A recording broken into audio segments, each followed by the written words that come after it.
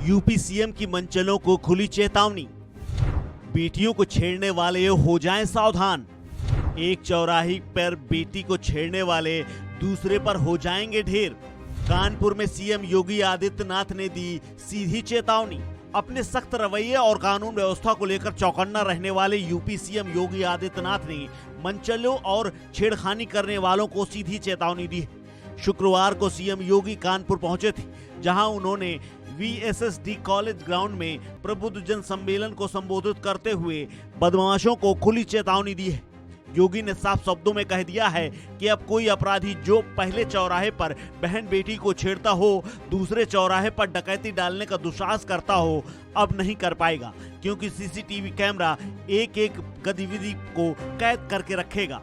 योगी ने कहा कि अगर किसी ने एक चौराहे पर शरारत की या डकैती डाली तो अगले चौराहे पर भागने से पहले ही यह सारी तस्वीरें कैद हो जाएंगी। अगले चौराहे पर पहुंचते पहुंचते पुलिस उसको ढेर कर चुकी होगी। कोई अपराधी, कोई भी ऐसा समाज विरोधी तत्व जो पहले एक चौराहे पर किसी बेटी या बहन को छेड़ता हो, दूसरे चौराहे पर डकैती डालने का दुस्साहस करता हो, अब नहीं कर पाएगा, क्योंकि सीसीटीवी कैमरा एक एक गतिविधि को कैद करके रखेगा।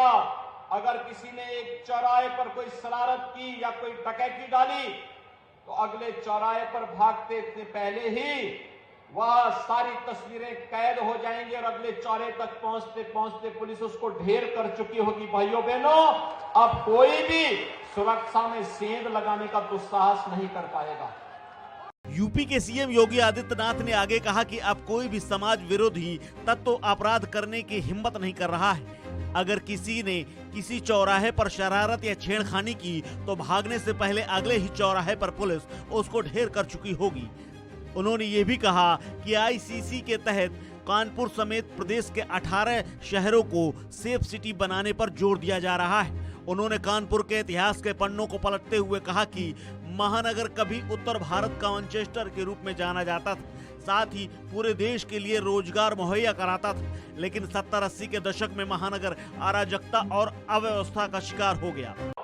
औद्योगिक विकास की इसकी पहचान को फिर से वापस देने के लिए देश के अंदर जो 2 डिफेंस कॉरिडोर बन रहे हैं, उनमें से एक कानपुर भी उसका केंद्र बिंदु है।